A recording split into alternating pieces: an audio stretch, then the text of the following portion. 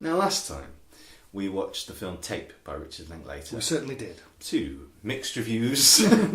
But one of the gimmicky aspects to it, I suppose, and it comes largely because it was adapted from a stage play, is that it takes place in real time. It's a fairly underused gimmick in cinema because it's quite hard to compress interesting dramatic events into 90 minutes. But I went away and found 5 other real-time films. That's great, because when you told me you were going to do this as your top 5, I couldn't think of a single one, so I'm really interested in this. Well, sit back and feast on this top 5.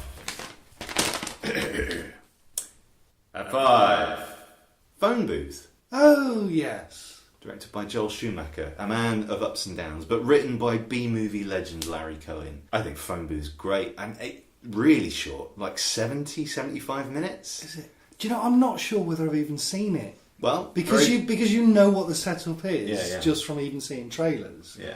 You sort of think you might have seen it, even. I know, I'm sure I might not have done. No. Quite early in Colin Farrell's career. Basically, he's a sleazy agent in New York, picks up a ringing phone booth phone, finds out there's a rifle pointed at his head, and has to basically confess his sins in front of all of New York City. I think Colin Farrell's fantastic in it. It does a really good job of expanding from that sort of one location. It feels like a really big film, even though it's very claustrophobic. Yeah. Really exciting. I really rate Phone Booth. I think anyone who passed it over because of either Joel Schumacher or Colin Farrell owes it to themselves to give it a go. That's one that actually I might try and watch in the next couple of days now. Yeah, almost definitely on That's been on my to-do list for so long. At 4, really easy this one, 12 Angry Men. Oh. So I'm not going to say we've done it to death, but if you want to go and look at our back catalogue, we've dedicated at least half an episode to 12 Angry Men.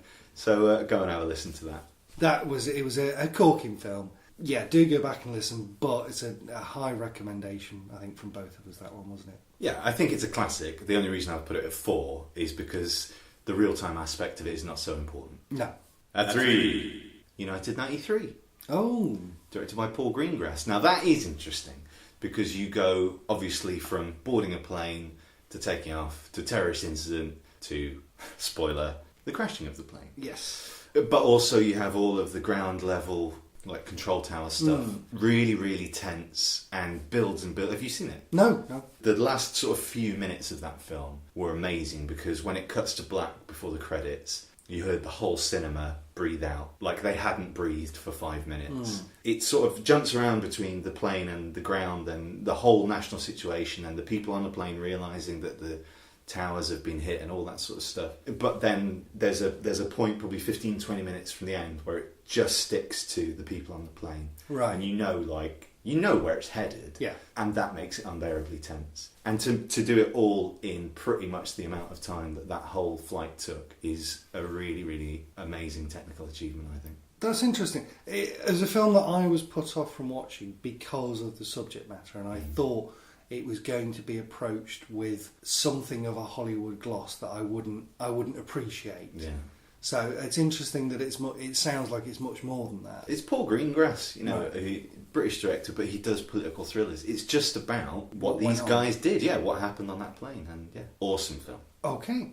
At 2, Before Sunset by Richard Linklater. Oh yes. Now the first film, obviously, Before Sunrise, takes place over the course of a whole night. The ticking time bomb is that Ethan Hawke has to be on another flight or another train by a certain time in the morning. For Before Sunset, it's 9 years later, and he is an hour and a half from getting his plane back to America. Right. When he basically starts a conversation with the woman from 9 years before. So you're just walking around the streets of Paris with Julie Delpy and Ethan Hawke, and they are trying to cram in 9 years worth of conversation into an hour and a half. It works beautifully. Probably my favourite Linklater film, and what an ending. Just a brilliant, brilliant ending. Exactly what the film needed. The film shouldn't even exist, right? Before Sunrise did not need a sequel. That they managed to pull off a sequel and improve on the first film. It's a real achievement, and I love it. Excellent. And at 1, not my favourite film on the list, Russian Ark by Alexander Sokurov. Okay. Okay, now it's 90 minutes. walking through a Russian museum and taking in centuries of Russian history from the characters that appear in front of you and the artefacts in the museum itself. However, not only is it done in real time, it's told POV from a character that we never meet. Okay. It's also done in one take and not cheated. They actually filmed 90 minutes non-stop, and they had to do several takes of it, obviously, but the finished 90 minutes is one continuous shot for real. Wow. And throughout the course of the 90 minutes, you're almost having a time travel dream. So you meet Catherine the Great, Tsar Nicholas I, Tsar Nicholas II, Stalin, as they appear as characters in this museum or are talked about. Okay. And it's beautiful, it's gorgeous. So it's a history lesson. It's completely unique, and it's sort of 3 or 4 levels of genuine technical genius. Not the most exciting film from a narrative point of view, a little slow at times given how much there is to get through, but it is, for anyone interested in filmmaking, really exciting and a real masterpiece. So if you want something a bit headier, go for Russian Ark. But I guess from those you're probably going to check out Phone Booth. Yeah, most likely. Yeah. Not a bad choice, not a bad choice.